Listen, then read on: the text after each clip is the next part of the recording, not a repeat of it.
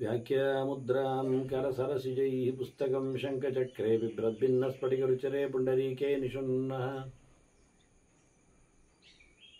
अम्लानश्रीरमृतविशदैरंशभिप्लावयन् मामाविर्भूयादनगमहिमा मानसे वागधीशः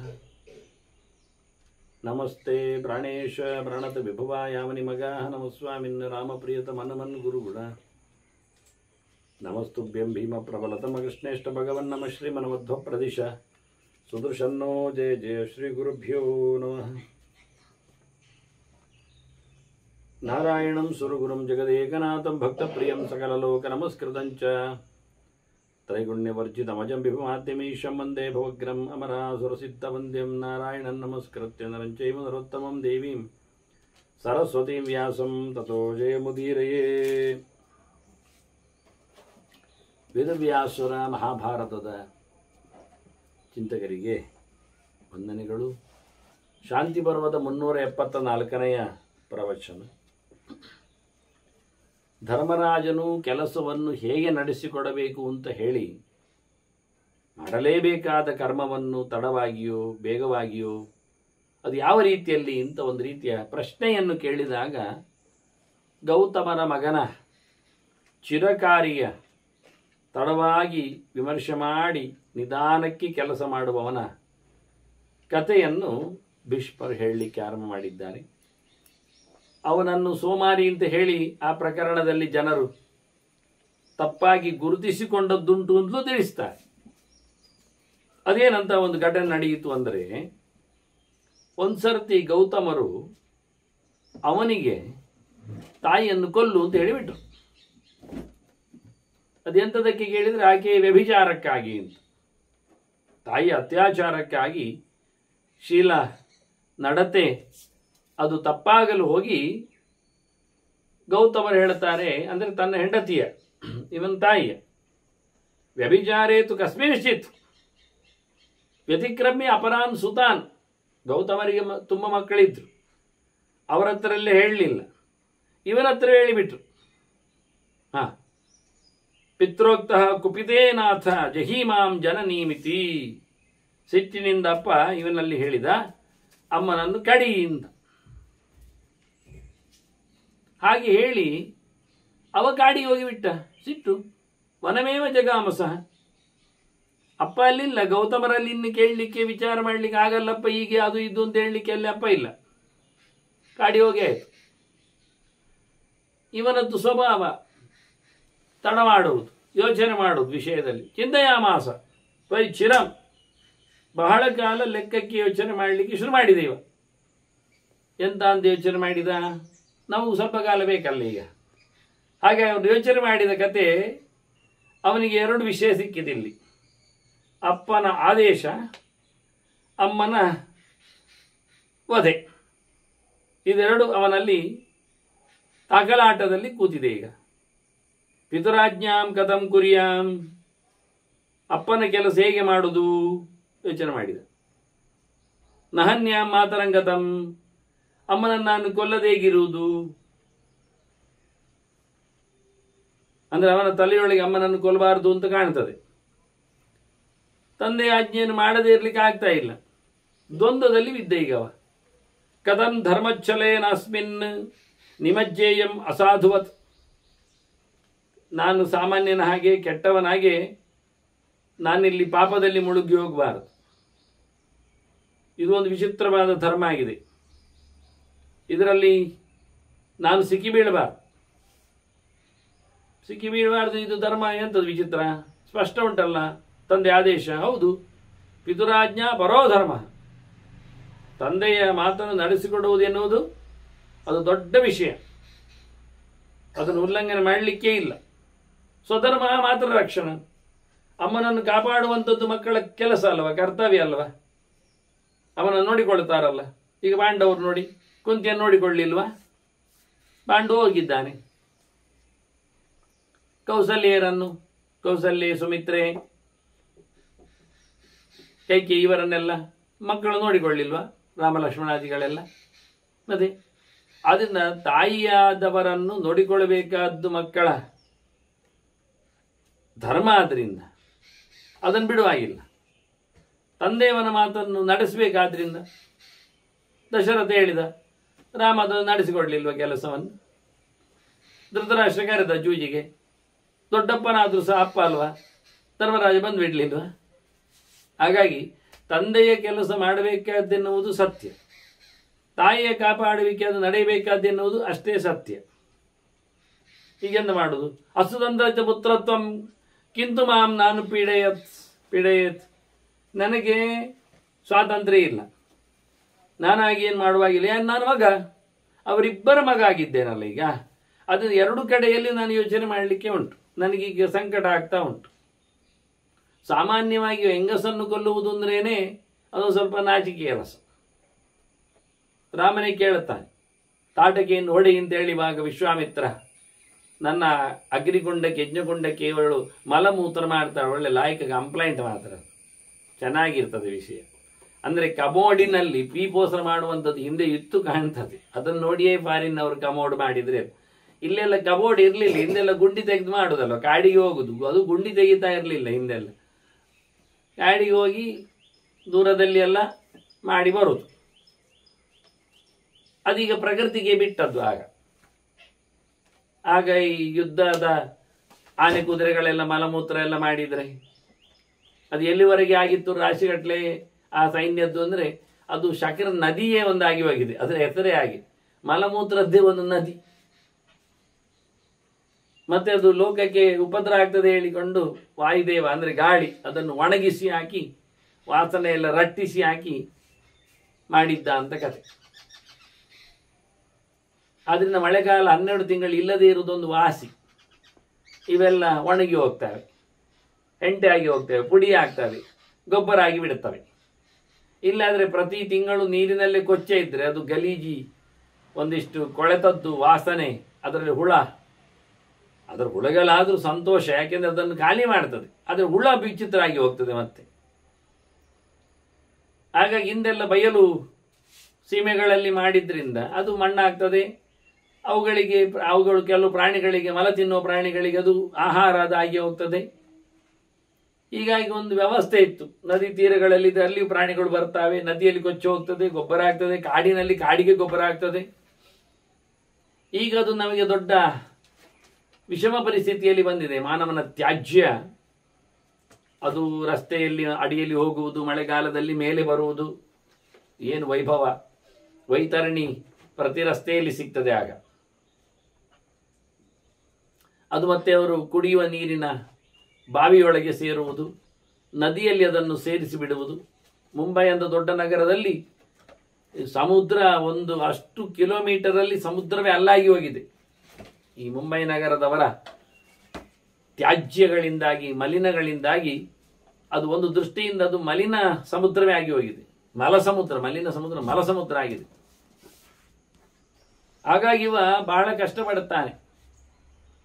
ರಾಮನೇ ಕೇಳುತ್ತಾನೆ, ಹೌದಾ ಅದು ಹೆಂಗಸಲ್ವ ಕೊಲ್ಲುವುದಾ ಅಂತ. ತಾಟಕ್ಕೆ ಇಷ್ಟು ಗಲೀಜು ಮಾಡ್ತಾಳೆ ಅಂತ ಕಂಪ್ಲೇಂಟ್ ಕೊಟ್ಟರು ವಿಶ್ವಾಮಿತ್ರ.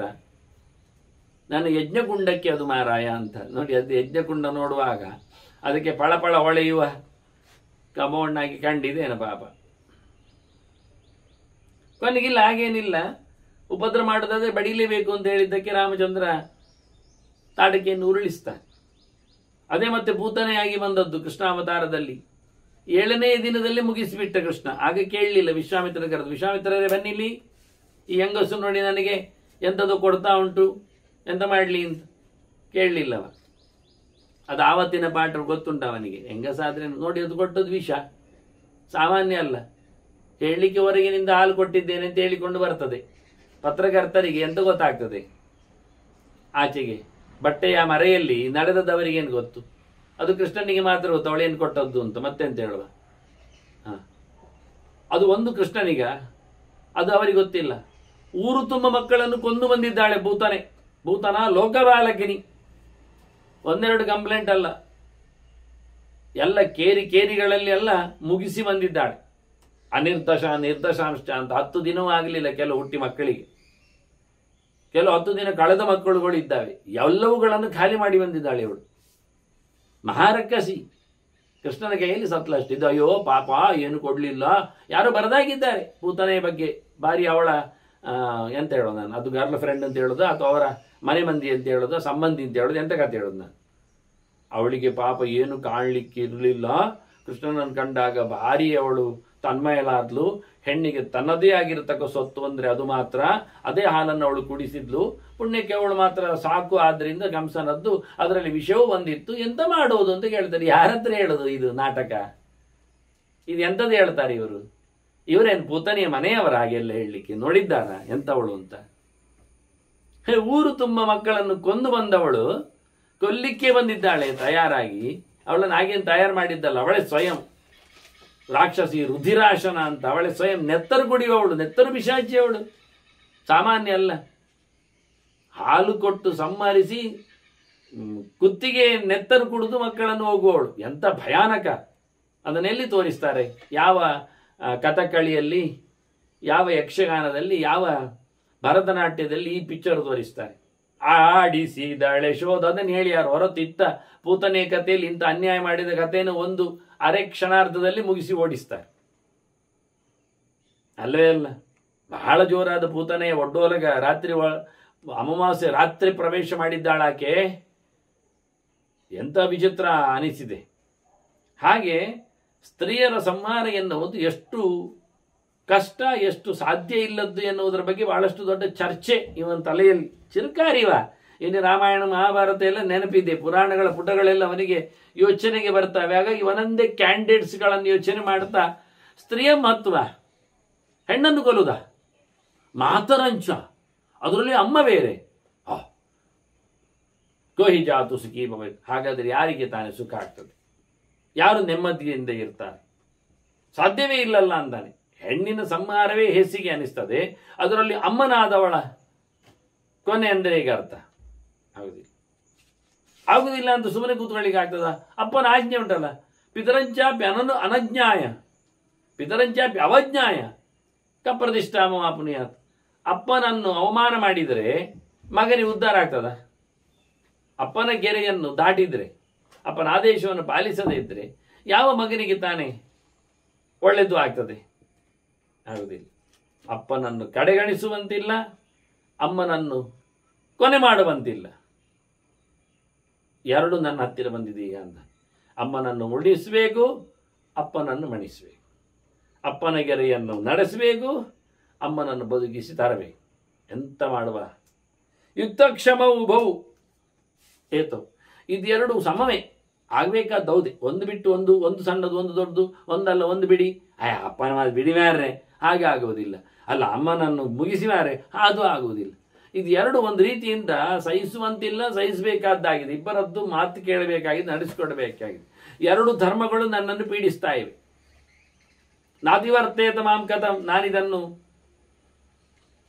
ದಾಟಿಬಿಟ್ಟೆ, ಉಲ್ಲಂಘನೆ ಮಾಡಿದೆ, ಬಿಟ್ಟುಕೊಟ್ಟೆ ಅಂತ ಆಗಬಾರ್ದು. ಅಪ್ಪನ ಮಾತು ಉಳಿಸಿದ್ದಾನೆ ಅಂತ ಆಗಬೇಕು, ಅಮ್ಮನನ್ನು ಪಡೆದಿದ್ದಾನೆ ಅಂತ ಆಗಬೇಕು, ಕಡಿದದ್ದಾಗ ಎಂತ ಮಾಡುವ?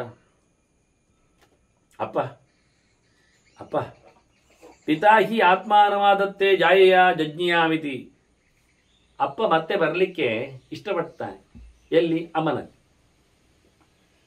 ಅಪ್ಪ ತಾನು ಮತ್ತೊಂದು ರೂಪದಿಂದ ಅಮ್ಮನಲ್ಲಿ ಹುಟ್ಟಿ ಬರ್ತಾನೆ. ಯಾಕೆ, ಹೇಗೆ ಅಂದರೆ ಅವನದ್ದೇ ಮತ್ತೊಂದು ಅಚ್ಚು ತರಲಿಕ್ಕೆ. ಅವನದ್ದೇ ಗುಣ, ಅವನದ್ದೇ ಲಕ್ಷಣ, ಅವನದ್ದೇ ನಡತೆ, ಅವನದ್ದೇ ಜೀನ್ಸು. ನೋಡಿ ಜೀನ್ಸು, ಶೀಲ ಚಾರಿತ್ರ ಗೋತ್ರಸ್ಯ ಧಾರಣಾರ್ಥಂ ಕುಲಸ್ಯ ಚ, ವಂಶದ ಕುಡಿ ಉಳಿಲಿಕ್ಕೆ, ತನ್ನ ಗುಣವಂತಿಯನ್ನು ಮೆರೆಸಲಿಕ್ಕೆ, ತನ್ನ ಜೀನ್ಸನ್ನು ಹೊತ್ತು ತರಲಿಕ್ಕೆ, ತನ್ನ ನಡತೆಯನ್ನು ಕಾಪಾಡಲಿಕ್ಕೆ ತಾಯಿಯಲ್ಲಿ ತಂದೆ ಮತ್ತೆ ಹುಡ್ತಾನೆ. ಹಾಗಾಗಿ ಇದು ಅವಳಿಗೆ ಜಾಯ ಅಂತ ಹೆಸರು. ಯದಸ್ಯಾನ್ ಜಾಯತೆ ಪುನಃ ಅಂತ. ಇದನ್ನು ಆವತ್ತೇ ಶಕುಂತಲೆ ಮಾತಾಡಿದ್ಲು ದುಷ್ಯಂತನಲ್ಲಿ. ಮತ್ತೆ ಪುನಃ ಇದರಲ್ಲಿ ಹುಟ್ಟಿ ಬರುವುದರಿಂದ ಅಂತ. ಸೋಹಂ ಆತ್ಮ ಹಿ ಅಯಂ ಪಿತ್ರ ಪುತ್ರತ್ವೇ ಪ್ರಕೃತಂ ಪುನಃ. ನಾನು ಹಾಗೆ ಬಂದವನಲ್ವಾ ನನ್ನಪ್ಪನಲ್ಲಿ ಅಂತ. ನಾನು ನನ್ನಪ್ಪ, ನಾನು ನನ್ನಪ್ಪ. ಅವ ಹೇಳುದು ನನ್ನಪ್ಪ, ಅದು ನಾನು ಇದ್ದೇವೆ, ನನ್ನ ತಯಾರು ಮಾಡಿದ್ದಾನೆ ಅಲ್ಲವ ಇದು. ಆದ್ರಿಂದ ಅಪ್ಪನೇ ಉಳಿದದ್ದಲ್ಲ, ಅಪ್ಪನೇ ಉಳಿಬೇಕಾದ್ದಲ್ಲ. ಪರಂಪರೆ ಹಾಗೆ ಅಲ್ವಾ? ಮುಂದಿನ ಗತೆ, ಮುಂದಿನ ನಡೆ, ಮುಂದಿನ ವೃದ್ಧಿ ಅಂದರೆ ಹಾಗೆ ಅಲ್ವಾ? ನಾನಲ್ವಾ? ಅದನ್ನ ಅಪ್ಪನೇ ಗಟ್ಟಿ. ವಿಜ್ಞಾನಮ್ಮೆ ಯಥಾನ ಸ್ಯಾತ್. ಇದು ನನ್ನ ವಿಶೇಷಣ ಚಿಂತನೆ. ಸರಿಯಲ್ವಾ? ಸರಿಯಲ್ವಾ? ಪ್ರಮಾಣ ನೋಡುವ. ಜಾತಕರ್ಮಣಿ ಯತ್ ಪ್ರಾಹ ಪಿತಾ ಹೆಚ್ಚೋಪಕರ್ಮಣಿ. ಹುಟ್ಟುವಾಗೆ ಅಂತ ಹೇಳಿದ ಮಂತ್ರ ಬಂದು ಹೇಳುವಾಗ. ಉಪಕರ್ಮದಲ್ಲಿ ಏನು ಹೇಳ್ತಾನೆ? ಆತ್ಮ ವೈ ಪುತ್ರನಾಮಾಸಿ ಅಂತ ಹೇಳಿಕೊಂಡೆಲ್ಲ. ಹಾಗಾಗಿ ಇವೆಲ್ಲ ಸಾಕು ಖಂಡಿತವಾಗಿ ಅಪ್ಪನ ದೊಡ್ಡತನ ಹೇಳಲಿಕ್ಕೆ. ಪರ್ಯಾಪ್ತ ಸ ದೃಢೀಕಾರ. ನಾನು ಹೇಳಿದ್ದರ ಪ್ರಮಾಣ ಗಟ್ಟಿ ಮಾಡಲಿಕ್ಕೆ ಇವೆಲ್ಲ ಹೌದು ಕಾಣ್ತದೆ. ಪಿತೃ ಗೌರವ ನಿಷ್ಠೆಯೇ ಅಪ್ಪನ ಮೇಲೆ ನಾವು ಹೆಚ್ಚಿನ ಮಣ್ಣನ್ನೇನು ಕೊಡಬೇಕೆನ್ನುವುದು ಸತ್ಯ. ಮತ್ತೊಂದು ಲೆಕ್ಕ ಹೇಳ್ತೇನೆ ನೋಡಿ. ಚಿರಕಾರಿ ಭಾರಿ ಜೋರಿದ್ದಾನೆ, ಬೆಳಗಿನವರೆಗೆ ಯೋಚನೆ ಮಾಡ್ತಾನೆ ನೋಡಿ. ಸಂಜೆ ಪ್ರವಚನ ಶುರು ಮಾಡಿದ್ರಿ. ಗುರುರಗ್ರೇಹ ಪರೋಧರ್ಮ. ನೋಡಿ, ಅಪ್ಪಯ್ಯ ದೊಡ್ಡವ ಹೌದಲ್ವಾ? ಯಾಕೆ ಕೇಳಿದ್ರೆ, ಪೋಷಣ ಅಧ್ಯಯನಾನ್ವಿತ. ನಮ್ಮನ್ನು ನೋಡಿಕೊಂಡವ ಯಾರು? ಅಪ್ಪ. ನಮಗೆ ಹೇಳಿಕೊಟ್ಟವರು ಯಾರು? ಅಪ್ಪ. ಆದ್ರಿಂದ ಜ್ಞಾನವನ್ನು ಕೊಡುವ ಮೂಲಕ ನಮಗೆ ಅವನು ಗುರು. ನಮ್ಮನ್ನು ಒಳ್ಳೆ ರೀತಿಯಲ್ಲಿ ನೋಡಿಕೊಳ್ಳುವುದರಿಂದ ನಮ್ಮವ ದೊರೆ. ಒಟ್ಟಾರೆ ನಮಗಿಂತ ಸೀನಿಯರ್, ನಮ್ಮನ್ನು ನೋಡಿಕೊಳ್ಳುವವ, ನಮಗಿಂತ ಬಾರಿ ಎತ್ತರದವ, ನಮ್ಮ ಕಾಳಜಿ ಉಳ್ಳವ. ನಮಗೆ ಎಂತ ಗೊತ್ತುಂಟ? ಅಪ್ಪ ಎಂತ ಹೇಳಿದ ಅದೇ ನಮಗೆ ಶಾಸ್ತ್ರ. ಯಾಕೆ? ಅಪ್ಪ ಓದಿದ್ದಾನೆ. ಪಿತಾ ಯದಾಹ ಧರ್ಮಸ್ಸಹ ವೇದೇಶ್ವಪಿ ಸುನಿಶ್ಚಿತ. ವೇದದಲ್ಲಿದ್ದ ಕಥೆ ಅದು. ನಮಗೆ ಅರ್ಥ ಆಗ್ತದೆ ವೇದ? ಇಲ್ಲ. ನಾವು ಓದ್ತೇವ? ಇಲ್ಲ. ನಮ್ಗೆ ಓದುವ ಮುಂಚೆ ಯಾವುದು ಧರ್ಮ? ನಮಗೆ ಅಪ್ಪ ಹೇಳಿದ್ದೆ ಧರ್ಮ. ಇಷ್ಟು ಗಂಟೆಗೆ ಹೇಳಿ ಎದು ಬಿಡುದು. ಯಾಕೆ ಏನು ಗೊತ್ತಿಲ್ಲ, ನಾವು ಓದಿಕೊಳ್ಳಿಲ್ಲ. ಅವ್ರು ಓದಿದ್ದಾರೆ, ನಮಗೆ ಅದು ಹೇಳಿಕೊಟ್ಟಿದ್ದಾರೆ. ಇಂಥದ್ದು ತಿನ್ನಿ, ಸರಿ. ಯಾಕೆ ಗೊತ್ತಿಲ್ಲ, ಇವತ್ತು ತಿನ್ಬೇಡಿ, ಉಪವಾಸ, ಸರಿ ಆಯಿತು. ಹಾಗಾಗಿ ತಂದೆ ಮಾಡಿದ್ದರ ಧರ್ಮದಲ್ಲಿ ನಾವು ಬದುಕಿದ್ದೇವೆ, ನಾವು ಗೆದ್ದಿದ್ದೇವೆ. ನಮಗೆ ತಂದೆ ಒಂದು ಶಾಸ್ತ್ರ, ನಮಗೆ ತಂದೆ ಒಂದು ಗುರುಗಳು, ನಮಗೆ ತಂದೆ ಆಗಿರುವ ತಂದೆ ದೊಡ್ಡದಲ್ವಾ? ಮಾತು ಕೇಳಬೇಕಲ್ಲ ಅವರದ್ದು. ಮತ್ತೆ ಹೌದು, ಅಪ್ಪನಿಗೆ ಮಗು ಅಂದ್ರೆ ಭಾರಿ ದೊಡ್ಡ ಸಂಗತಿ. ಪ್ರೀತಿ ಮಾತ್ರ ಪಿತು ಪುತ್ರ. ಅಪ್ಪನಿಗೆ ಮಗ ಅಂದ್ರೆ ಒಂದು ಇಷ್ಟ, ಎಂತ ಕೇಳಲಿಕ್ಕಿಲ್ಲ. ಪ್ರೀತಿ ಮಾತ್ರ ಅಂತಾನೆ. ನನಗಿಲ್ಲಿ ಖುಷಿಯಾದದ್ದು ಅದನ್ನು ಪ್ರಯೋಗ ಮಾಡಿದ ರೀತಿ. ಮಕಾರಕ್ಕೆ ಪಕಾರವನ್ನು ತರಬೇಕು ನಾವು, ತೃತೀಯೋತಿಶಯಿ ಅಂತ ಅರ್ಥದಲ್ಲಿ. ಇದು ಹಿಂದು ಮುಂದಕ್ಕೆಲ್ಲ ಅನಂತಚ್ಛದಿ ಅನಂತಚ್ಛಿದಿ ಅಂತ ಹೇಳಿಕೊಂಡು ಹಿಂದೆ ಮುಂದಿನ ತೃತೀಯೋತಿಶಯ ಅರ್ಥವನ್ನು ತೋರಿಸಿಕೊಟ್ಟಿದ್ದಾರೆ ಆಚಾರ್ಯ ಮಧ್ವರೆ ಪುರಾಣಗಳ ಭಾಷೆಯಲ್ಲಿ. ಹಾಗಾಗಿ ಇಲ್ಲಿ ಪ್ರೀತಿ ಪಾತ್ರ ಅಂತ ಅರ್ಥ. ಪಕಾರಕ್ಕೆ ಪಕಾರಕ್ಕೆ ಮಕಾರ, ಪಾಪ ಬಾ ಬಾ ಬಾ ಮ. ಕೇವಲ ಪ್ರೀತಿಯ ಸೊತ್ತು. ಇಷ್ಟ ಇಷ್ಟ ಇಷ್ಟ. ಯಾಕೆ ಏನು ಅಂತ ಇಲ್ಲ. ಅಪ್ಪನಿಗೆ ಮಗ. ಹಾಗೆ ಮಕ್ಕಳು ಅಂದ್ರೆ. ಆದ್ರಿಂದ ಪ್ರೀತಿಗೆ ಒಂದು ಪಾತ್ರ ಅಪ್ಪನ ಯಾವುದು ಕೇಳಿದ್ರೆ ಮಗುವೆ. ಅದನ್ನ ಪಾತ್ರವೂ ಮಾತ್ರವು ಇದೆರಡನ್ನು ಅಷ್ಟೇ ಅಲ್ಲದ ಒಂದು ಮೆಜರ್ಮೆಂಟ್, ಒಂದು ಅಳತೆ. ಅಪ್ಪನಿಗೆ ಮಗ ಅಂದ್ರೆ ಒಂದು ಪ್ರೀತಿಯ ಒಂದು ವಸ್ತು ಇದ್ದಾಗ, ಅಳತೆ ಇದ್ದಾಗ. ಪ್ರೀತಿ ತೋರಿಸ್ಲಿಕ್ಕೆ ಯಾರಲ್ಲಿ ಅಂತ ಕೇಳಿದ್ರೆ ಅದು ಮಗುವಿನಲ್ಲಿ ತೋರಿಸ್ಲಿಕ್ಕೆ ಬರ್ತದೆ ಅಂತ. ಅದಕ್ಕೊಂದು ಮೆಷರ್ ಮಾಡ್ಲಿಕ್ಕೆ ಒಂದು ಪಾತ್ರ ಎಲ್ಲಿದೆ ಕೇಳಿದ್ರೆ ಹಾಗೆ. ಮತ್ತೆ ಮಗನಿಗೆ ಅಂತದ್ದು ಸರ್ವಂ ಪುತ್ರ ಸೇವೈಪಿತ. ಅಪ್ಪ ಮಗನಿಗೆ ಅಪ್ಪವೇ ಅಲ್ಲ. ಮತ್ತೆಂತ ಹೇಳುದು? ಭಾರಿ ಇಷ್ಟ ಅವನಿಗೆ. ಪೂರ ತಂದೆ ಎಲ್ಲ ತಂದು ಕೊಡ್ತಾನೆ, ಅದು ವಿಶೇಷ. ಶರೀರಾದೀನಿದೆ ಯಾನಿ ಪಿತಾತ್ವೇಕ ಪ್ರಯಚ್ಛತಿ. ಅಪ್ಪ ಒಬ್ಬನೇ ಕೊಡುದು ತಂದು, ಮತ್ತೆ ಯಾರು ಕೊಡ್ತಾನೆ? ಬೇರೆಯವರೆಲ್ಲ ಅಕ್ಕಪಕ್ಕದ ಮನೆಯವರೆಲ್ಲ ಕೊಡ್ತಾರೆ. ಎಲ್ಲಿವರೆಗೆ ಕೊಡ್ತಾರೆ? ಎಷ್ಟು ಕೊಡ್ತಾರೆ? ಅಷ್ಟೇ. ಒಂದು ದಿನದ ಊಟ ಕೊಟ್ಟಾರು, ಒಂದಿಷ್ಟು ಉಪ್ಪಿನ ಮುದ್ದೆ ಎಸೆದಾರು, ಮತ್ತೆ ಎಲ್ಲಿ ಬರ್ತಾರೆ? ಮತ್ತೆ 4 ದಿನ ಕೇಳಿ ಶುರು ಮಾಡಿದ್ರೆ ಹೇಳ್ತಾರೆ, ಒಂಚೂರಲ್ಲಿ ಕೆಲಸ ಉಂಟು, ಒಂಚೂರು ಮಾಡಿ ಬಾ ಅಂತ ಶುರು ಮಾಡ್ತಾರೆ. ಆಯ್ತು ಅಂತ ಮಾಡ್ಲಿಕ್ಕೆ ಹೋದ್ರೆ, ಸರಿ ಮಾಡಾಯ್ತಾ, ಇದು ದೊಡ್ಡದಿಲ್ಲ ನಿನಗೆ ತಿನ್ಲಿಕ್ಕೆ ಅಂತ ಹೇಳ್ತಾರೆ. ಸರಿ ಮಾಡಿ ಬಂದ್ರೆ ಮತ್ತೆ ನಾಳೆ ಇನ್ನೊಂಚೂರು ಹೆಚ್ಚು ಹೇಳ್ತಾರೆ, ಇದೊಂಚೂರು ಮಾಡಿಬಿಡ ಆಯ್ತಾ. ಮತ್ತೆ ಹೇಳಿದ್ರೆ ಧರ್ಮಕ್ಕೆ ಬರ್ತದ ಅಂತ ಹೇಳಿ ಮೂದರಿಸ್ಲಿಕ್ಕೆ ಶುರು ಮಾಡ್ತಾರೆ. ಒಂದು ಭಾಷೆ ಉಂಟು ಪಕ್ಕದಲ್ಲಿ, ಅಂದ್ರೆ ಪಕ್ಕದಲ್ಲಿಂದಲ್ಲ, ಅತಿಥಿಗಳು ಅಂತ ಇಟ್ಕೊಳ್ಳಿ. ಬಂದರೆ ಭಾರಿ ಗಮ್ಮತ್ತಿನಲ್ಲಿ ಅವರು ಹೇಳುದು ಬಂದ ತಕ್ಷಣ, ಹಾಕಮಣೆ ಅಂತ. ಹಾಕಮಣೆ ಅಂದ್ರೆ ಮಣೆ ಹಾಕಿರಿ ಅಂತ, ಆಸನ ಕೊಡ್ರಿ ಅವರಿಗೆ ಅಂತ. ಆಯ್ತು. 3 ದಿನವೂ ಬಂದವನೇ. ಈಗ ನೋಡ್ತಾರೆ, ನಿನ್ನೆ ಬಂದವನೇ. ಈಗ ನಿನ್ನೆ ಗಡ್ದು ಇಲ್ಲ, ಹಾಕಮಣೆ ಇಲ್ಲ. ಮತ್ತೆ ಮತ್ತೆ ಬಂದದ್ದಕ್ಕೆ ನೂಕು ಮಣೆ ಅಂತ, ಅವನಿಗೆ ಮಣೆ ನೂಕುವುದು. ಅದು ಬಂದದ್ದು ಅಳಿಯನೇ ಇರಲಿ ಅಥವಾ ಭಾವನೇ ಇರಲಿ ಅಥವಾ ನಂಟನೇ ಇರಲಿ ಅಥವಾ ಚಿಕ್ಕಪ್ಪನೋ ದೊಡ್ಡಪ್ಪನೋ ಸಂಬಂಧಿ ಇರಲಿ, ಅಂತ ಕೇಳುವುದು ಎರಡನೇ ಸರ್ತಿ ನೂಕು ಮಣೆ. ಅಲ್ಲಿಗೆ ಅವನಿಗೆ ಮಣೆ ನೂಕು ಅಂತ ಅರ್ಥ. ಮೂರನೇ ಅಂದರೆ ಹಾಕಬೇಕು ಅಂತೇನು ಗೌಜಿ ಇಲ್ಲ, ಗೌರವ ಇಲ್ಲ, ನೂಕುವುದು.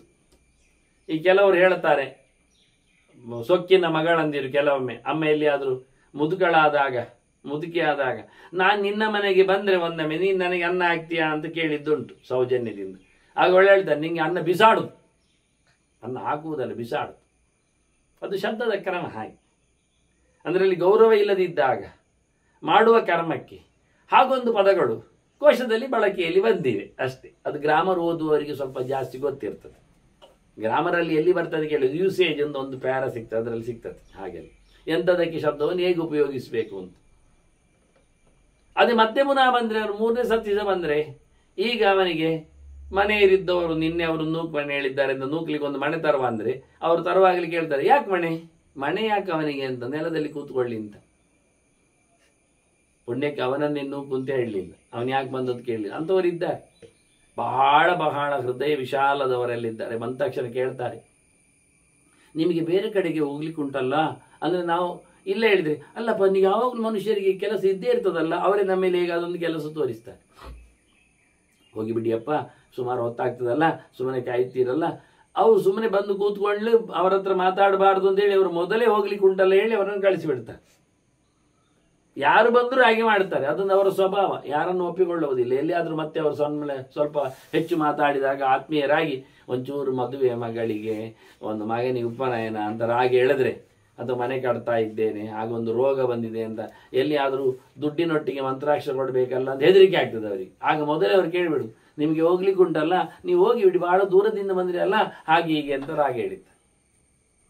ಆದ್ದರಿಂದ ಮನುಷ್ಯನ ಸ್ವಭಾವ ಹಾಗಿರುತ್ತದೆ, ಏನು ಕೊಡುವುದಿಲ್ಲ. ನಾವು ನಂಬುವುದಷ್ಟೇ, ಎಲ್ಲ ಜನ ಕೊಡ್ತಾರೆ ಅಂತ. ಓಡಿದವರಲ್ಲಿ ಹೇಳಿದ್ದುಂಟು, ನನಗೆ ಜನ 100 ಇದ್ದಾರೆ ಹೊರಗಿನಿಂದ ಅಂತ. ಎಂಥದ್ದಕ್ಕೆ ಏನು ಕೊಡಲಿಕ್ಕೆ? ಇವತ್ತು ಕೊಟ್ಟಾರೆ ಬಿಡಿ ಕಾಸು, ನಾಳೆ ಹೇಳ್ಕೊಳ್ತಾರೆ ರೂಪಾಯಿ ಗಂಟು. ಜನಕ್ಕೆ ಅದು ಗೊತ್ತಿಲ್ಲ. ಹಾಗೆ ಇವು ಹೇಳ್ತಾನೆ, ಕೊಡುವುದಿದ್ದರೆ ಅಪ್ಪಯ್ಯ ಕೊಡ್ತಾನೆ ಅಂತ. ಶರೀರಾದೀನಿ ದೇಯಾನಿ ಪಿತಾತು ಏಕಃ ಪ್ರಯಚ್ಛತಿ ಅಂತ ಅವನು ಗಡದಲ್ಲಿ ಹೇಳ್ತಾನೆ. ಒಬ್ಬನೇ ಕೊಡುವುದಾದರೆ ನಿರ್ವ್ಯಾಜವಾದ ಒಂದು ಪ್ರೀತಿಯಲ್ಲಿ. ಎಂತ ಕೊಟ್ಟಿದ್ದಾನೆ ಅಂತ ಕೇಳಬೇಡಿ, ದೇಹ ಕೊಟ್ಟಿದ್ದಾನೆ ಮೊದಲು ಹೇಳ್ತಾನೆ ಇವ.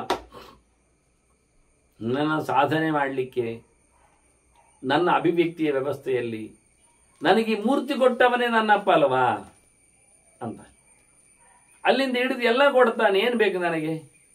ಏನು ಕಮ್ಮಿ ಆಗಬೇಕು? ಏನಿಲ್ಲ ಆಗ್ತದೆ. ಊಟೋಪಚಾರಗಳಲ್ಲಿ ಇತ್ಯಾದಿಗಳಲ್ಲಿ, ಬಟ್ಟೆ ಬಯಲುಗಳಲ್ಲಿ ಎಲ್ಲದರಲ್ಲಿ ನನ್ನಪ್ಪ ಇದ್ದಾನೆ. ಆಗ ಆದಿಶಬ್ದ ಆಗಿದ್ದಾನೆ. ಏನು ಯಾವುದು ಅವನಿಗೆ ಕೊಡಬೇಕು ಅಂತ ಅನಿಸಿದೆಯೋ ನನ್ನ ಉದ್ಧಾರದ ಲಕ್ಷಣದಲ್ಲಿ ಅಪ್ಪನೇ. ದೇಹ ಕೊಟ್ಟರೆ ಸಾಕಲ್ಲ, ಮತ್ತೆಲ್ಲ ಗೈಬೋದಲ್ಲ ನಾವು. ತಸ್ಮಾತ್ ಪಿತುಹು ವಚಃ ಕಾರ್ಯಂ ನವಿಚಾರ್ಯಂ ಕಥಂಚನ. ಅದನ್ನು ಅಪ್ಪನ ಕೆಲಸ ಮಾಡಿ. ಇದರಲ್ಲಿ ಮತ್ತೆ ವಿಚಾರ ಮಾಡ್ತಾ ಕೂತ್ಕೊಳ್ಳಿಕ್ಕಿಲ್ಲ. ಯಾರ ಹತ್ರ ಕೇಳೋದು ಮತ್ತೆ ನೋಡುವ ಹೇಳೋದು ಅದೆಲ್ಲ ಇಲ್ಲ, ವಿಚಾರ ಇಲ್ಲ. ಸುಮ್ಮನೆ ನೋಡಿ, ಚಿರಕಾರಿ ಆದರೂ ವಿಚಾರ ಮಾಡಲಿಕ್ಕಿಲ್ಲ ಅಂತ ಇಷ್ಟು ಉದ್ದ ವಿಚಾರ ಮಾಡಿದ. ಒಂದು ಸೈಡ್ ವಿಚಾರ ಅಲ್ಲ ಅವನದು, ಮತ್ತೆ ಪೂರ್ಣವಾದ ವಿಚಾರ. ಅದಕ್ಕೆ ಅವನು ಬಹಳ ಚೆನ್ನಾಗಿ ತೆರೆದುಕೊಳ್ತಾನೆ ಅಲ್ಲ. ಅಪ್ಪ ಮಾಡಿದ್ದು ಮಾಡಲಿಕ್ಕೆ ಉಂಟು, ವಿಚಾರ ಮಾಡದೆ ಅಂತ ಹೇಳಿ ಆಯ್ತು. ಹೇಳಿದ್ದಮ್ಮ ನನ್ನ ಕಡಿಲಿಕ್ಕಲ್ವ? ಹೌದು, ಕಡಿದು ಬಿಡುದು ಮತ್ತೆ ಪಾಪ ಬರುದಿಲ್ಲ, ಬರ್ತದೆ. ಮತ್ತೆ ಅದು ಪಾತಕಾನ್ಯ ಪಿಪೂಯಂತೆ ಪಿತು ಶಾಸನ ಕಾರಿಣ. ಒಂದೊಮ್ಮೆ ಪಾಪ ಕೆಲಸವೇ ಆಗಿದ್ರು, ಪಾಪ ಬಂದಿದ್ರು, ಅದವನು ಪಾಪದಿಂದ ಮುಕ್ತನಾಗ್ತಾನೆ. ಯಾಕೆ? ಅಪ್ಪನ ಮಾತು ಕೇಳಿದ್ದರಿಂದ ಅಂತ ಅದೊಂದು ಪುಣ್ಯ ಜೋರುಂಟು. ಅಪ್ಪನ ಮಾತು ನಡೆಸಿಕೊಟ್ಟದ್ದಕ್ಕೆ ಎಂತ ಪಾಪವೂ ಬರೋದಿಲ್ಲ. ಬರುವುದಾದ್ರೆ ಅಪ್ಪನೇ ಬರ್ತದೆ, ನನಗೆ ಯಾಕೆ ಬರ್ತದೆ? ನಾನು ಮಾಡಿದ್ದೆ, ಹೇಳಿದ್ದು ಮಾಡಿದ್ದೆ. ತಂದೆಯ ಮಾತನ್ನು ಉಲ್ಲಂಘನೆ ಮಾಡಬಾರದು ಎನ್ನುವುದರಿಂದ, ಮಾಡಿದ್ದರೆ ಪಾಪ ಬರುವುದರಿಂದ, ಕೆಲಸ ಮಾಡಿದ್ದರೆ ಪಾಪ ಬರಬಾರ್ದಲ್ಲ. ಎರಡು ಪಾಪ ಬರ್ತದ? ಮಾಡಲಿಕ್ಕೆ ಸಾಧ್ಯ ಇಲ್ಲ. ಅಪ್ಪನ ಮಾತು ನಡೆಸಿ ಕೊಡದೇ ಇದ್ರೆ, ಮಾತು ಉಲ್ಲಂಘನೆ ಮಾಡಿದ್ದಕ್ಕೆ ಪಾಪ ಬರ್ತದೆ, ಅದು ಸರಿ. ಮಾತು ಮಾಡಿದ್ದಕ್ಕೆ ಪುಣ್ಯ ಬರಬೇಕಲ್ಲ, ಮತ್ತೆ ಅದಕ್ಕೆ ಪಾಪ ಬರೋದೆಂದು. ಅದನ್ನು ನಾನು ಮಾಡಿಕೊಂಡೆ. ಅದೇ ಧರ್ಮರಾಜ ಲೆಕ್ಕಾಚಾರ ಹಾಗೆ. ಧೃತರಾಷ್ಟ್ರ ಕರೆದಿದ್ದಾನೆ, ಜೂಜಾಡ್ಲಿಕ್ಕೆ ಬರ್ಲಿಕ್ಕೆ ಹೇಳಿದ್ದಾನೆ, ಹೋಗುವುದು. ತಂದೆಯ ಮಾತು ನಡೆಸಿಕೊಡಬೇಕು. ನೋಡಿ, ಚಿರಕಾರಿ ಒಂದು ಗೆರೆಯನ್ನು ಗಟ್ಟಿ ಮಾಡಿಕೊಂಡಿದ್ದ. ಈಗ ಅದು ಭೀಷ್ಮ ಹೇಳುವಾಗ ಹೀಗೆ ಮಂಡೆಲ್ಲ ಆಡಿಸ್ತಾನೆ ಧರ್ಮರಾಜ, ಮಸ್ತು ಮಲ್ಲೆ ಮಂಡ ಆಡಿಸ್ತಾನೆ. ಅಂದಂದು ಏನು ಐಕೆ ಬೋನ ಅಂತ ಹೇಳ್ತಾನವ. ನಾನು ಅದಕ್ಕೆ ಹೊರಟದ್ದು, ಹಾಗೆ ಮಾಡಿದ್ದು ಅಂತ ಅವನಿಗೆ ಭಾರಿ ತತ್ವ ರಿವೀಲ್ ಆಗ್ತಾ ಇರ್ತದೆ. ಚಿರಕಾರಿಯ ವಂಶದ ಒಂದು ಕುಡಿಯಲ್ಲಿಯೂ ತನ್ನ ಮಂಡೆಯಲ್ಲಿ ಹೊಕ್ಕಿದೆಯಲ್ಲ ಅಂತ. ಅಂದ್ರೆ ಧರ್ಮ ಅಷ್ಟು ಆಯಾಮದಲ್ಲಿ ಬೆಳೆದಿದೆ, ಅದು ಒಂದು ಸೇರಿಕೊಳ್ತದೆ. ಒಂದು ತಪ್ಪ ಇನ್ನೇನಾದ್ರೂ ಆದ್ರೆ ಅನ್ಯಾಯ, ಅದವರೇ ಶಾಸ್ತಿ. ನೋಡಿ ಆಯಿತಲ್ಲ, ಧೃತರಾಷ್ಟ್ರ ಕರೆದದ್ದಕ್ಕೆ ಹೋಗಿಯವ ಆದ ಅನ್ಯಾಯದಲ್ಲಿ ದ್ರೌಪದಿಗೆ ಹೊರಗೊಟ್ಟನಲ್ಲ ಧೃತರಾಷ್ಟ್ರ. ಎಂತ ಬೇಕು ಕೇಳಿ ಹೇಳುವರ ಮಟ್ಟಿಗೆ ಆ ಫೈತ್ ವರ್ಕ್ ಮಾಡಿದೆ. ಇಲ್ಲ ಅಲ್ಲ, ಧರ್ಮವನ್ನು ನಂಬಿದವನಿಗೆ ಧರ್ಮ ಬಿಡುವುದಿಲ್ಲ ಎನ್ನುವುದು ಸತ್ಯ. ಆದರೆ ಯಾವಾಗ ಅದು ಕೈ ಕೊಡ್ತದೆ, ಯಾವಾಗ ಅದು ಕೈ ಎಳಿತದೆ ಎನ್ನುವುದು ಮಾತ್ರ ಕಷ್ಟ. ಅದು ಅರ್ಥ ಆಗುವುದಿಲ್ಲ. ಅದು ನಿಯಮದ ದೇವತೆಯ ಮೇಲೆ ಡಿಪೆಂಡ್ಸ್. ಇವನ ಪ್ರಾರಬ್ಧದ ಸಂಯಮವನ್ನು ಕಾಪಾಡಲಿಕ್ಕೆ ಇರ್ತದೆ. ಕೊನೆ ಗಳಿಗೆವರೆಗೆ ಅವನನ್ನು ಉದ್ಧಾರ ಮಾಡುವ ಲಕ್ಷಣ ನೋಡಿದಾಗ ಅದ್ಭುತ ಅನಿಸ್ತದೆ. ಇರಲಿ. ಇವ ಯೋಚನೆ ಮಾಡಿ ಹೇಳಿದ, ಅಲ್ಲಯ್ಯ, ಪಾಪ ಪುಣ್ಯ ಎಲ್ಲ ಮಾಡಲಿಕ್ಕೆ ಅಪ್ಪನ ಗಂಟ ಅದು. ಅಮ್ಮನ ಕರ್ದಕ್ಕೆ ಪಾಪ ಬರುವುದಿಲ್ಲ. ಅಪ್ಪನ ಕೆಲಸ ಮಾಡಿದ್ರಿಂದ ಅದು ಪಾಪದ ನಶಿಸಿ ಹೋಗ್ತದೆ ಎಂದು ನೀನೇ ಹೇಳುದ. ಪುಣ್ಯ ಪಾಪ ಎಲ್ಲ ನಿನ್ನದೇ ಗಂಟೆಗೆ. ಪಿತಾ ಧರ್ಮ. ಆಯ್ತಾ, ಧರ್ಮ ಅಂದ್ರೆ ಅಪ್ಪನೇ, ಧರ್ಮದ ಮೂರ್ತಿ ಅಪ್ಪ, ಯಾರಲ್ಲ ಹೇಳಿ. ಜೋರು ಮಾಡ್ತಾನೆ. ಹೌದಲ್ಲ ಮಾರೆ, ಆಯ್ತು. ಅಲ್ಲ, ಪಾಪ ಪುಣ್ಯ ಮಾಡಿದ್ದಕ್ಕೆ ಏನು ರಿಸಲ್ಟ್? ಅದು ನರಕ ಸ್ವರ್ಗ ಅಲ್ಲವಾ? ಹೌದು. ಮತ್ತೆ ನಾನು ಅಪ್ಪನ ಕೆಲಸ ಮಾಡಿದ್ರಿಂದ ನನಗೆ ನರಕ ಯಾಕೆ ಬರ್ತದೆ? ನಾನು ಸ್ವರ್ಗಕ್ಕೆ ಹೋದು. ಪಿತಾ ಸ್ವರ್ಗವನ್ನು ಮುಟ್ಟಿಸುವುದಾಗಿದ್ರು ಅಪ್ಪನೇ. ಅಪ್ಪನ ಸೇವೆ ಸ್ವರ್ಗವನ್ನು ಸೇರಿಸುತ್ತದೆ. ಮತ್ತೆ ಪಿತಾಹಿ ಪರಮಂ ತಪಃ, ಬಹಳ ದೊಡ್ಡ ಮಟ್ಟಿನ ಎಚ್ಚರದ ಚಿಂತನೆ ಶಾಸ್ತ್ರದ ಮೂಟೆ ಅಂದ್ರೆ ಅಪ್ಪನೇ. ಮತ್ತೆಂದದು? ಅಪ್ಪನ ಮಾತ ನಡೆಸಿಕೊಡುವುದು ದೊಡ್ಡ ಸಂಗತಿ ಅಲ್ಲ. ಯಾರು ಹೇಳ್ತಾರೆ? ತಂದೆಯ ಸರ್ವಸ್ವ ಅಂತಾನೆ ಅವನು. ಪಿತರಿ ಪ್ರೀತಿಮಾಪನ್ನೇ ಸರ್ವ ಪ್ರೀಣಂತಿ ದೇವತಾ ಅಂತಾನೆ. ಸ್ವರ್ಗ ಸುಖ ನರಕ ದುಃಖ ಪುಣ್ಯ ಪಾಪ ಎಲ್ಲ ನಿನ್ ಕೈಯಲ್ಲಿ ಎಲ್ಲೇ ಉಂಟ. ಇನ್ನು ಅಪ್ಪನ ಸೊತ್ತು ಕೇಳಿದ್ರೆ ಅಪ್ಪನಿಗೆ ಖುಷಿ ಆದ್ರೆ ಎಲ್ಲ ದೇವತೆಗಳಿಗೆ ಖುಷಿ ಆಗ್ತದೆ ಅಂತ ಅರ್ಥ. ಯಾಕೆಂದ್ರೆ ಅಪ್ಪ ಅಂದ್ರೆ ಎಂತ ಅರ್ಥ? ಸರ್ವತ್ರ ಪಾಲಯಂತಿ ಅಂತ ಅರ್ಥ. ಎಲ್ಲ ಕಡೆ ರಕ್ಷಣೆ ಮಾಡುವ ಅಂತ ಅರ್ಥ. ಅದು ಯಾರು? ದೇವತೆಗಳಲ್ವಾ? ಆ ಪಾಲಕರು ಎಲ್ಲ ಯಾರು? ದೇವತೆಗಳು. ಅದನ್ನ ಅಪ್ಪ ಅಂದ್ರೆ ಏನು ಕೇಳಿದ್ರೆ ಸಕಲ ದೇವತೆಗಳು ಅಂತ ಅರ್ಥ. ನಮ್ಮನ್ನು ರಕ್ಷಣೆ ಮಾಡುವವರು ಅವರು. ಅದನ್ನ ಅಪ್ಪನ ಸೇವೆ ಮಾಡಿದ್ರೆ, ಅಪ್ಪ ತಿಂದ್ರೆ ಅಲ್ಲ, ಅಪ್ಪನ ಸೇವೆ ಮಾಡಿದ್ರೆ ಇಡೀ ಲೋಕದ ಪಾಲಕರು ಅವನಿಗೆ ರಕ್ಷಣೆಗೆ ಬರ್ತಾರೆ. ಅಂದ್ರೆ ಅಪ್ಪನಲ್ಲಿ ಇಡೀ ಲೋಕ ಪಾಲಕರ ಸನ್ನಿಧಾನ ನಿಂತಿದೆ. ಹಾಗಾಗಿ ಅವನ ಅಪ್ಪನಾದತ್ತು, ಅಪ್ಪನ ಎನಿಸಿತ್ತು. ಅಷ್ಟವನಲ್ಲಿ ಜವಾಬ್ದಾರಿ ಇದೆ. ಹಾಗೆ ದೇವತೆಗಳು ಮಾಡುವ ಕ್ರಮ ನೇರವಾಗಿ ಅಪ್ಪನೇ ರಕ್ಷಣೆ ಮಾಡುವುದಿಲ್ಲ, ನೇರವಾಗಿ ದೇವತೆಗಳೇ ಮಾಡುವುದಿಲ್ಲ, ಥ್ರೂ ಮಾಧ್ಯಮದಲ್ಲಿ. ಅದನ್ನು ಹೇಳ್ತಾನೆ, ಅಪ್ಪ ಖುಷಿ ಪಟ್ಟರೆ ಎಲ್ಲ ದೇವತೆಗಳಿಗೆ ಖುಷಿ ಆಗ್ತದೆ. ಎಲ್ಲ ದೇವತೆಗಳಿಗೆ ಖುಷಿ ಆದರೆ ಅವರು ಧರ್ಮವನ್ನು ಪಾಲನೆ ಮಾಡಿದ್ದಕ್ಕೆ ಸ್ವರ್ಗವನ್ನು ಕೊಡ್ತಾರೆ. ಅಲ್ಲಿಂದ ತಳ್ಳುವುದಿಲ್ಲ, ನರಕ ಆಗುವುದಲ್ಲ, ತಪ್ಪಾಗಲಿಲ್ಲ, ಪಾಪ ಬರಲಿಲ್ಲ. ಆಶಿಷಸ್ತಾಹ ಭಜಂತ್ಯೇನಂ ಪುರುಷಂ ಪ್ರಾಹಯತ್ ಪಿತ. ಅಪ್ಪ ಎಂಥದ್ದು ಹೇಳ್ತಾನೆ, ಆಶೀರ್ವಾದ ಮಾಡ್ತಾನೆ, ಅದು ಅಪ್ಪನನ್ನು ಸೇವೆ ಮಾಡುವ ಮಕ್ಕಳಿಗೆ ಪೂರ್ತಿ ತಾಗ್ತದೆ. ಅದು ಆಗ್ತದೆ. ಅವ್ರು ಏನು ನಮಗೆ ಹಾರೈಕೆ ಕೊಡ್ತಾರೆ, ಗುಡ್ ವಿಲ್ಸ್ ಅನುಗ್ರಹ ಮಾಡ್ತಾರೆ, ಅದು ಖಂಡಿತವಾಗಿಯೂ ತಂದೆಯನ್ನು ಪ್ರೀತಿಸುವ ಮಕ್ಕಳಿಗೆ 100ಕ್ಕೆ 100 ಅದು ಫಲಿಸ್ತದೆ, ಬರ್ತದೆ. ಈಗ ಎಂತ ಹೇಳ್ತೀರಿ? ತಂದೆ ಹೇಳಿದ ತಕ್ಷಣ ಪುಣ್ಯ ಆಗ್ತದ, ಪಾಪ ಹೋಗ್ತದ, ಧರ್ಮ ಬರ್ತದ, ಸ್ವರ್ಗ ಸಿಗ್ತದೆ ಹೇಳ್ತೀರಲ್ಲ. ಒಳಗೆ ಕೂತ ದೇವತೆಗಳು ಅಪ್ಪನಿಂದ ಅದನ್ನು ಕೊಡಿಸ್ತಾರೆ. ಅಪ್ಪನೇ ಕೊಡ್ಲಿಕ್ಕೆ ಸಮರ್ಥ ಉಳ್ಳವಂತಲ್ಲ ವರ ಅಪ್ಪನಲ್ಲಿ ಕೊಡ್ಲಿಕ್ಕೆ ಬಂದ್ರೆ ಅದು ಆಗುವಂತೆ ಮಾಡಿಸುವ ದೇವತೆಗಳಿದ್ದಾರೆ. ಅಂದ ತಂದೆ ನಡೆಸಿಕೊಟ್ಟರೆ ವರ ಕೊಡಲು ಸಮರ್ಥ, ತಪ್ಪಾದರೆ ಶಾಪಕ್ಕೂ ಸಮರ್ಥ ಎನ್ನುವ ಅರ್ಥ ಆಗುವ ಹಾಗೆ ಈ ಚಿಂತನೆಯನ್ನು ಮಾಡಿಕೊಳ್ತಾನೆ. ಎಂತ ಅಪ್ಪನೂ ಕೊಡ್ತಾನೆ. ನಿಷ್ಕೃತಿ ಸರ್ವಪಾಪಾನಾಂ ಪಿತಾ ಹೆಚ್ಚು ಅಭಿನಂದತೆ. ತಂದೆ ಖುಷಿಯಾಗಿ ಬಿಟ್ಟರೆ ನಾವು ಮಾಡಿದ ಎಲ್ಲ ಪಾಪಗಳು ಸಹ ನಿವೃತ್ತಿಯನ್ನು ಪಡಿತಾವೆ, ಎಲ್ಲ ತಪ್ಪುಗಳು ಮನ್ನಣೆ ಆಗ್ತವೆ, ಯಾವುದೇ ಪಾಪಗಳು ನಮ್ಮನ್ನು ಅಂಟುವುದಿಲ್ಲ. ಅಪ್ಪನನ್ನು ಖುಷಿಪಡಿಸಲಿಕ್ಕೆ ಮಾಡಿದ್ದು ಎನ್ನುವುದಿಷ್ಟೇ ಉದ್ದೇಶ ಆದರೆ ಖಂಡಿತವಾಗಿಯೂ ನನಗೇನು ಹಾನಿ ಆಗುವುದಿಲ್ಲ. ಅದರ ಬದಲಿಗೆ ನನ್ನ ಎಲ್ಲ ಪಾಪಗಳು ತೊಳೆದೋಗ್ತವೆ. ಇಲ್ಲಾದ್ರೆ ನಾನೀಗ ಭಾವಿ ಆಗ್ತೇನೆ. ಮುಚ್ಯತೆ ಬಂಧನಾತ್ ಪುಷ್ಪಂ ಫಲಂ ವೃಕ್ಷಾತ್ ಪ್ರಮುಚ್ಯತೆ ಕ್ಲಿಶ್ಯನ್ನಪಿ ಸುತ ಸ್ನೇಹೈ ಪಿತಾ ಪುತ್ರನ ಮುಂಚತೆ. ಅದೆಲ್ಲ ಇಲ್ಲಯ್ಯ, ಪಾಪ ಎಲ್ಲ ಬರುವಾಗ ನರಕ ಎಲ್ಲ ಸಿಗುವಾಗ ಎಲ್ಲರೆಲ್ಲರೂ ಅವರವರಲ್ಲಿ ಕಳಿಸಿಕೊಂಡು ಜಾರಿಕೊಂಡು ಹೋಗ್ತಾರೆ ಅಂತ. ನೋಡಿ ಅಲ್ಲಿ ತಕ್ಷಕ ಇಂದ್ರನ ಫ್ರೆಂಡು, ಇಂದ್ರನಲ್ಲಿ ತನ್ನನ್ನು ಸರ್ಪ ಸತ್ರದಲ್ಲಿ ಬೀಳಿಸ್ತಾರೆ ಹೇಳಿ ಶಾಲೆಯಲ್ಲಿ ಹೋಗಿ ಕೂತ್ಕೊಂಡಿದ್ದಾನೆ ಗಜಕ್ಕ. ಎಲ್ಲಿ ಉಂಟು ಇಲ್ಲೆಲ್ಲ ರಾಶಿಯೆಲ್ಲ ಅಲ್ಲಾಡಿಸ್ತಾ ಇದ್ದಾರೆ. ಯಾಕೆ ತಕ್ಷಕ ಇನ್ನೂ ಬರಲಿಲ್ಲ, ಎಲ್ಲಿ ಅಡಗಿದ್ದಾನೆ ಅಂತ. ಇವರೆಲ್ಲ ಹುಡುಕಿ ಅಲ್ಲಿ ಅದು ಇಂದ್ರನ ಸಿಂಹಾಸನದಲ್ಲಿ ಸೇರಿಕೊಂಡಿದೆ. ಹಾಗಾದ್ರೆ ಇಂದ್ರನನ್ನು ಸಮೇತ ಎಳೀರಿ ಅಂದು ಬಿಟ್ರಲ್ಲ ಮಂತ್ರದಲ್ಲಿ. ಸೇಂದ್ರಾಯ ತಕ್ಷಕ ಆಯ್ತಲ್ಲ ಮನೆಗೆ. ಆಗ ಬರಬೇಕಾಯ್ತು. ಇಂದ್ರನ ಸಿಂಹಾಸನ ಎಳಿಲಿಕ್ಕೆ ಶುರು ಮಾಡಿದ ಹಾವು ಮಂತ್ರಕ್ಕೆ ಅಧೀನ, ಮಂತ್ರ ಬ್ರಾಹ್ಮಣರ ಅಧೀನ. ಅದರಿಂದ ಹಾವು ಹೀಗೆ ಫೋರ್ಸಲ್ಲಿ ಎಳೆಯಲ್ಪಟ್ಟಾಗ ಇಂದ್ರ ಸಿಂಹಾಸನ ಅಡಗಿದೆ. ಇಂದ್ರನ ಶಾಲೆಯಲ್ಲಿ ಕೂತ್ಕೊಂಡಿದೆ, ಬಟ್ಟೆಯಲ್ಲಿ ಕೂತ್ಕೊಂಡಿದ್ದೆ ತಕ್ಷಕ. ಇಂದ್ರ ಏನ್ ಮಾಡಿದ, ಅದನ್ನ ಹಾಗೆ ಕುಡ್ಪಿ ಬಿಟ್ಟ. ಪೋಯ ಅಂದ, ಮುಗಿತಾ ಇಲ್ಲ. ಇಷ್ಟೊತ್ತು ಕೂತವ ಫ್ರೆಂಡ್, ಮಂತ್ರಕ್ಕೆ ಇಲ್ಲ, ಇಂದ್ರನ ಎಳಿತಾ ಇದ್ದಾನೆ. ಆದ್ರೆ ನಿಜವಾಗಿ ಮಿತ್ರ ಯಾರು ಗೊತ್ತಾ? ನಮ್ಮ ಸಾವಿನ ಅಂಗಳಕ್ಕೂ ಯಾರು ಬರ್ತಾನೆ, ಆಗುಲಿ ಯಾರು ನಿಲ್ತಾನೆ ಬೆನ್ನ ಹಿಂದೆ, ನಿಜವಾದ ಮಿತ್ರ ಅವ. ಅದು ಬರುವುದು ಧರ್ಮ ಮಾತ್ರ, ಮತ್ಯಾರಿಲ್ಲ. ಹಾಗಾಗಿ ಅಪ್ಪ ಮಾಡಿದರ ಕತೆ ನಮಗೆ ನಮ್ಮನ್ನು ತೆಗೆಯುವಲ್ಲಿ ಎಲ್ಲಿ ಸಮರ್ಥ ಆಗೀಗೆ ಅವ ಕೊನೆಗಳಿಗೆಯಲ್ಲಿ ಕೈ ಕೊಡ್ತಾನೆ, ಬಿಟ್ಟು ಕೊಡ್ತಾನೆ, ಇಲ್ಲ ಮಾಡ್ತಾನೆ, ಹೋಗಿ ಬಿಡ್ತಾನೆ, ದುಡಿ ಬಿಡ್ತಾನೆ. ಸ್ವರ್ಗವನ್ನು ಪಡೆದ, ಕ್ಷೀಣೇ ಪುಣ್ಯೆ ಮತ್ತೆ ಲೋಕಂ ವಿಶಂತಿ, ಆಯ್ತಾ, ಮುಗಿದೋಯ್ತಾ, ಕೆಳಗೆ ತಾಳ್ತಾರೆ. ಆತಿಯನ್ನು ಮಾಡಿದ್ದೆಂಥದ್ದು, ಹಾಗೆ ಬೀಳಿಸಿದ್ದಲ್ವ ಆತಿಯನ್ನು, ಅದರಂತೆ ಇಲ್ಲ ಆಗಿ ಹೋಗ್ತದೆ. ಹೀಗೆ ಮನುಷ್ಯನ ಬದುಕಿನಲ್ಲಿ ಉಪಕಾರ ಮಾಡದವರು ಅಪಕಾರಕ್ಕೆ ಬಂದಾಗ ಕೈ ಚಪ್ಪಾಳೆ ತಟ್ಟಿ ನಿಂತು ಹೋಗುವ ಕಥೆ ಇರ್ತದೆ. ಇದು ಹೇಗೆ? ಯಾವ ಕಾಲದಲ್ಲಿ ಎಲ್ಲರೂ ಬೆನ್ನೆಲುಬುಗಳಾಗಿ ಬಂದು ನಿಲ್ಲುವುದಿಲ್ಲ. ಈಯುತ್ಸು ಧೃತರಾಷ್ಟ್ರನೊಟ್ಟಿಗೆ ಮಗನಾಗಿ ಹುಟ್ಟಿದವನೇ ಪಾಂಡವರ ಪಾಳೆಯದಲ್ಲಿ ನಿಂತ. ವಿದುರ ಧೃತರಾಷ್ಟ್ರನ ತಮ್ಮನಾಗಿ ಕೂತಿದ್ರು.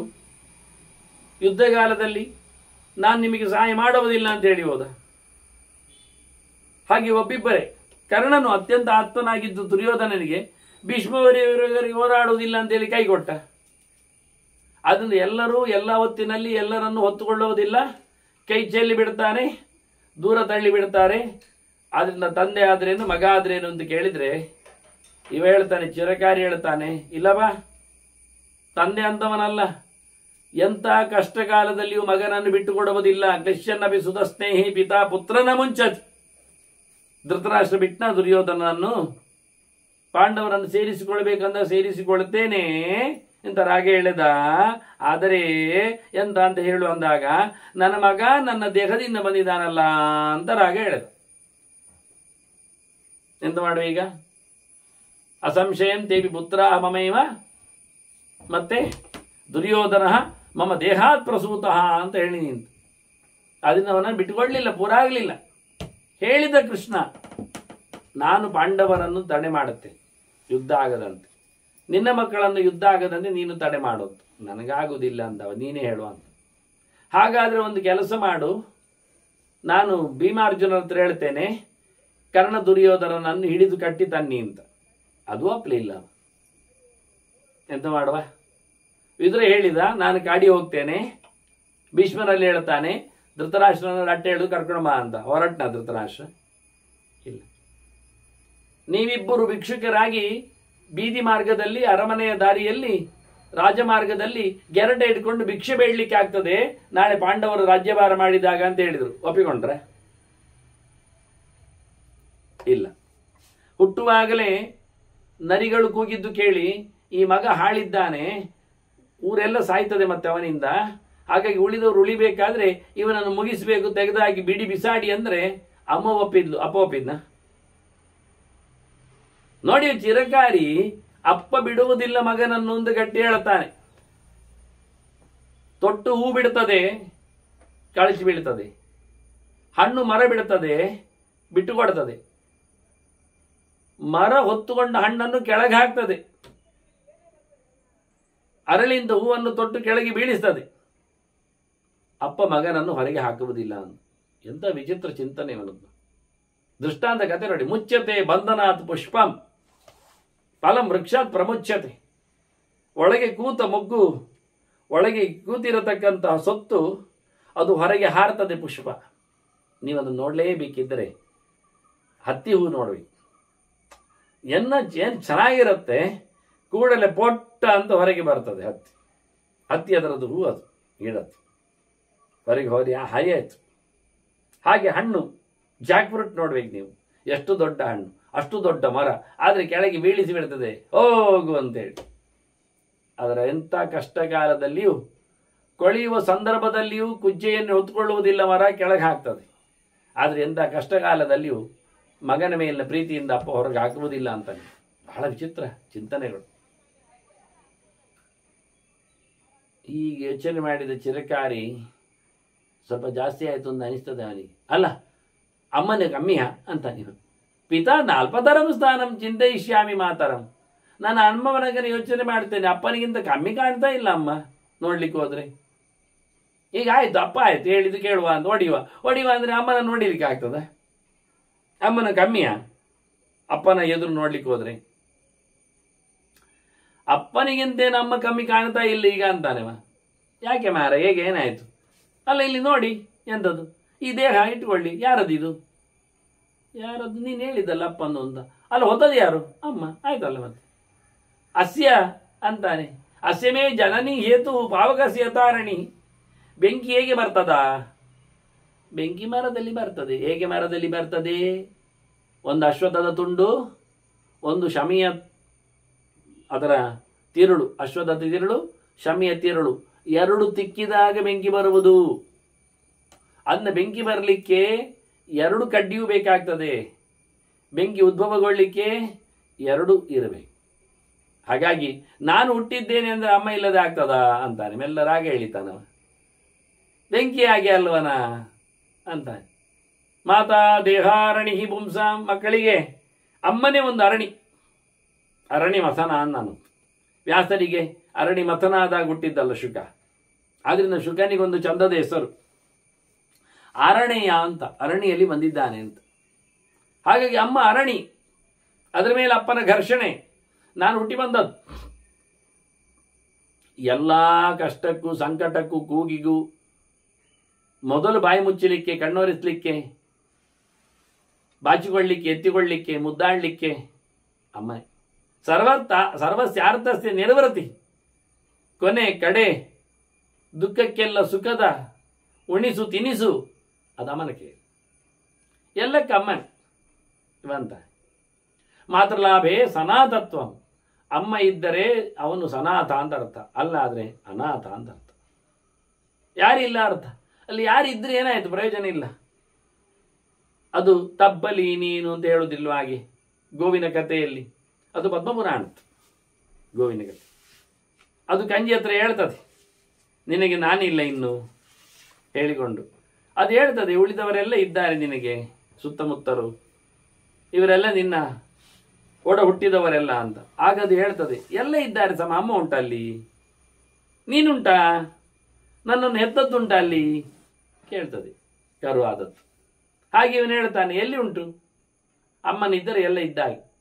ಶ್ರಿಯಾ ಹೀನೋಪಿಯೋ ಗೇಹಂ ಅಂಬೇತಿ ಪ್ರತಿಬದ್ಧತೆ. ಎಂತ ಇಲ್ಲದಿದ್ರು, ಖಾಲಿಯಾಗಿದ್ರು, ಮನೆಗೆ ಬಂದಾಗ ಅಂಬ ಅಂದರೆ ನನಗೆ ಅಮ್ಮ ನನ್ನ ಕರೆಯುವ ಕಣ. ಅಂಬೆ ಅಂತ ಕರೆದ್ರೆ ಅಮ್ಮ ಅಂದರೆ ಎಲ್ಲ ಅಂತ ಅರ್ಥ. ಬಾ ಅಂದರೆ ಕಾಮನೆ ಅಂತ ಅರ್ಥ. ಬಯಸಿದ್ದನ್ನೆಲ್ಲ, ಬಾ ಅಂದರೆ ಬಯಕೆ, ಬಯಸಿದ್ದು, ಬಯಸಿದ್ದನ್ನೆಲ್ಲ ಕೊಟ್ಟು ಬಿಡಬಹುದು. ಪ್ರೀತಿಯ ಪೂರ ಪ್ರೀತಿ. ಹಾಗೆ ಮನೆಗೆ ಬಂದಾಗ ಅಮ್ಮ ಅಂತ ಕೂಗಿಕೊಂಡು ಬರ್ತಾನೆ. ಎಲ್ಲ ಹಾಗೆ. ನಚ ಶೋಚತಿ ನಾಪ್ಯೇನಂ ಸ್ಥಾವೀರ್ಯಮಪಕರಿಷ್ಯತಿ. ಎಷ್ಟು ಸಂಕಟ ದೂರ ಆಗ್ತದೆ ಕೇಳಿದರೆ, ಮುದುಕನಾದರೂ ಅಮ್ಮ ಅಂದಾಗ ಅವನು ಭಾರಿ ಖುಷಿಯಲ್ಲಿ ಇರ್ತಾನೆ. ಅವನಿಗೆ ಮುಪ್ಪುತನ, ರೋಗ ಎಲ್ಲ ಹೋಗ್ತದೆ.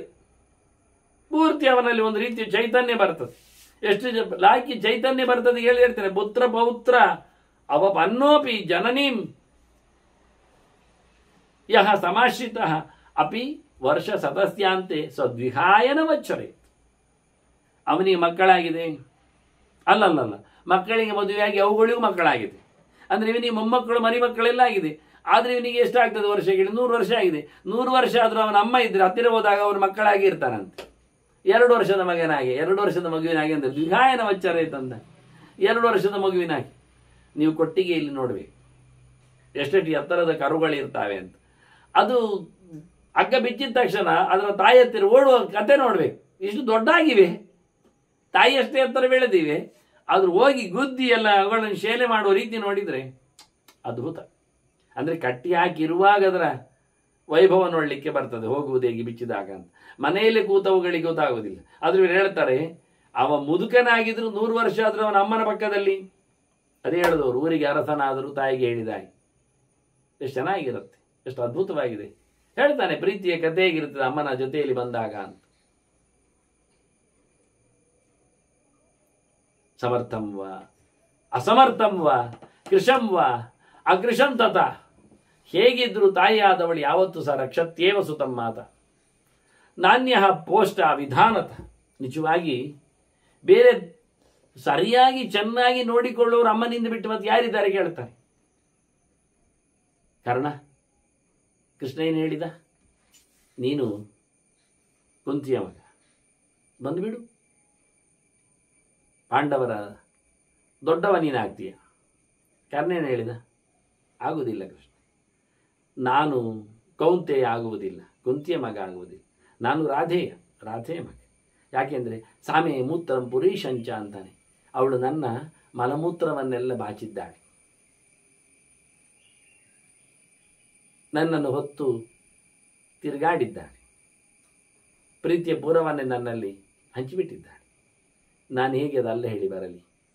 ಲೋಕ ನನ್ನನ್ನು ಇವತ್ತು ಅವಳ ಅಮ್ಮ ಅಂತ ಹೇಳುತ್ತದೆ, ನಾನು ಅಲ್ಲಮ್ಮ ಅಂತ ಹೇಳಲಿಯಾ?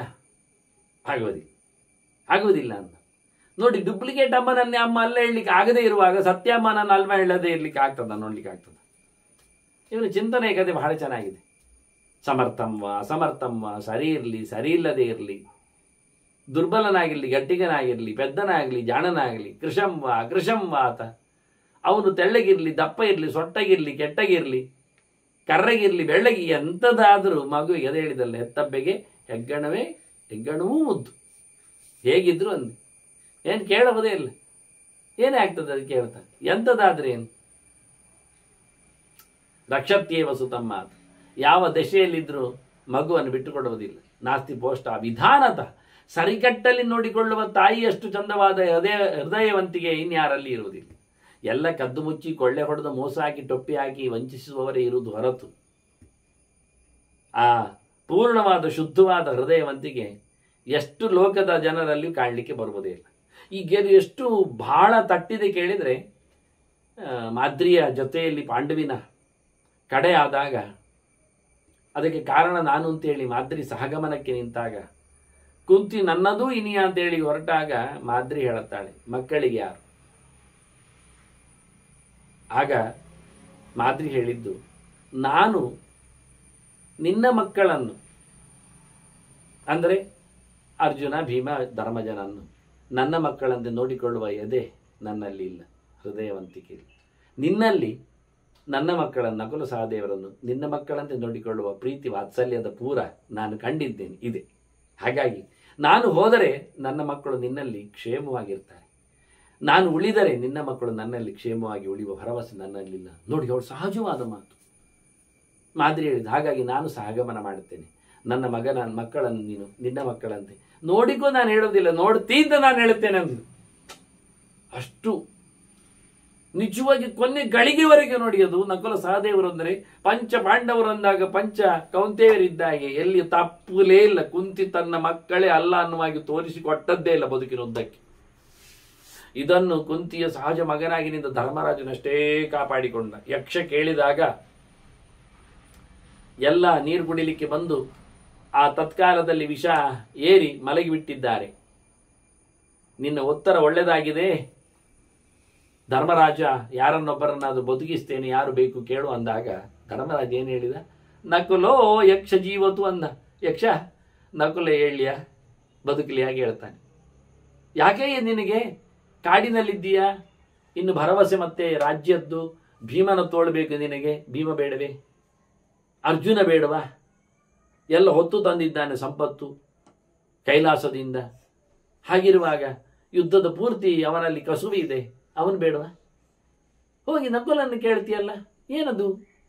ಆಗೇನು ಹೇಳಿದ ಧರ್ಮರಾಜ, ನಾನು ನನ್ನ ಅಮ್ಮನಿಗೆ ಉಳಿದಿದ್ದೇನೆ ಕುಂತಿಗೆ, ನನ್ನ ಇನ್ನೊಂದು ತಮ್ಮ ಮಾದ್ರಿಗೆ ಒಂದು ಜನ ಇಲ್ಲ ಆಗತ್ತೆ ನಾಳೆ, ಅದಕ್ಕೆ ನಕುಲ ಬರಲಿ ಅಲ್ವ ಯಕ್ಷ ಅಂದ. ಎಷ್ಟು ಖುಷಿ.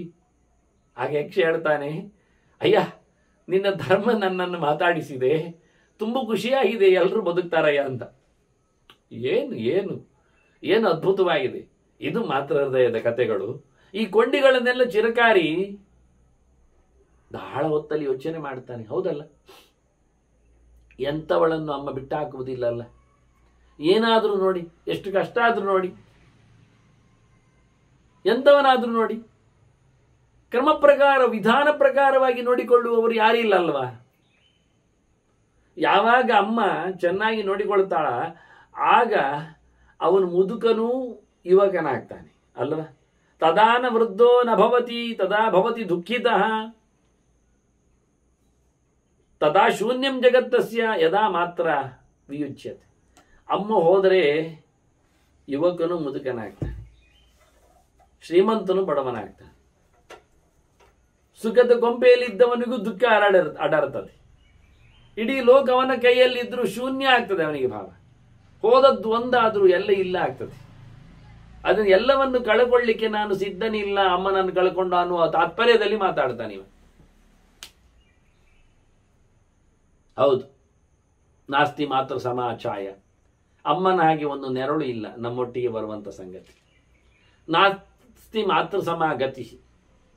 ಅಮ್ಮನೆಡೆಗೆ ಸೇರುವಂತೆ ಮತ್ತೆಲ್ಲಿ ಹೋಗ್ಲಿಕ್ಕೆ ಬರುವುದಿಲ್ಲ ನಮಗೆ ಬೇಕಿದ್ದರೆ. ನಾಸ್ತಿ ಮಾತ್ರ ಸಮಂ ತ್ರಾಣಂ.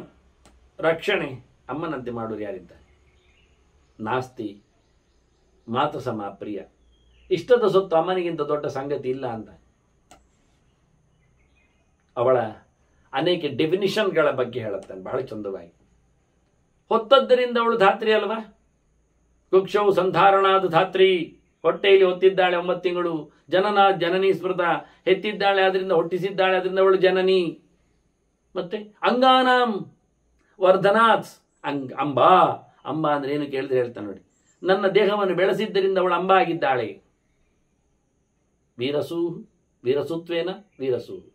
ದೊಡ್ಡ ಮಟ್ಟಿನಲ್ಲಿ ನನ್ನನ್ನು ಹೆತ್ತದ್ರಿಂದ, ಒಳ್ಳೆಯವನಂತ ಅಂದದ್ರಿಂದ ಅವಳು ವೀರಸೂ, ಒಳ್ಳೆಯ ಹೆತ್ತವಳು ಅಂತ ಅವಳಿಗೆ ಹೆಸರು ಹೆತ್ತಬೇಕೆ. ಶಿಶೋಹೋ ಶುಶ್ರೂಷನಾಥ್. ಶುಶ್ರೂ, ಇದು ಯಾರು ಕರೆಯುವುದಿಲ್ಲ. ಅಮ್ಮನನ್ನು ಕರೆಯುವ ಇನ್ನೊಂದು ಶಬ್ದ ಅಂದರೆ ಶುಶ್ರೂ ಕರೀದು. ಶುಶು ಅಲ್ಲ, ಶುಶ್ರೂಹು ಅಂತ. ನನ್ನನ್ನು ಭಾರಿ ಶುಶ್ರೂಷೆ ಮಾಡಿದ್ದಾಳೆ. ಎಲ್ಲಿ ಮಾಡ್ತಾಳ್ರಿ? ಮಲಮೂತ್ರ ತೆಗೆಯುವುದು, ಗಾಳಿ ಹಾಕುವುದು, ಹಾಲು ಕುಡಿಸುವುದು, ತೊಟ್ಟಿಲು ತೂಗುವುದು, ಮಲಗಿಸುವುದು, ಬೆಚ್ಚನೆ ಆಡುವುದು, ಹೊತ್ಕೊಂಡು ಹೋಗುವುದು, ಏನೇನು ಎಂತ ಹೇಳುವ ಹೇಳ್ತಾಳೆ ಶುಶ್ರೂ. ಅದು ಯಾರು ಕರೆಯುವುದಿಲ್ಲ ಪಾಪ. ಮಾತಾ ದೇಹ ಅನಂತರ.